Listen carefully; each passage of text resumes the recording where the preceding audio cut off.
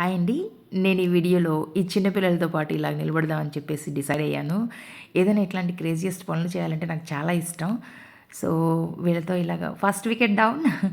Next I think నా turn కూడా వచ్చేసింది. 15 సెకండ్స్ కంటే ఎక్కువ ఉండలేకపోయాను. సో, ఇక్కడ ఈ బాబు అయితే ఆల్మోస్ట్ ఒక 36 సెకండ్స్ వరకు ఉన్నట్లున్నారు. ఏదైనా మన స్ట్రెంత్ తెలుసుకోవడానికి మాత్రం ఇలాంటివి అప్పుడప్పుడు చేస్తూ ఉండాలి. ఇక సెకండ్ అటెంప్ట్ కూడా మొదలు పెట్టేసాం అనమాట.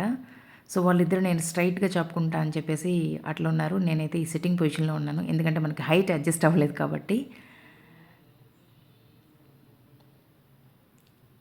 సో, చూడండి. First wicket down, second wicket down.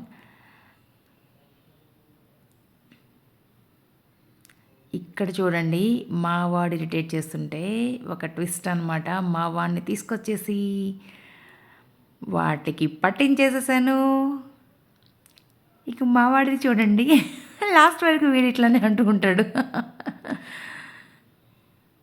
లేదంటే ఒకటే గోల అమ్మ, అమ్మ, అమ్మ అని.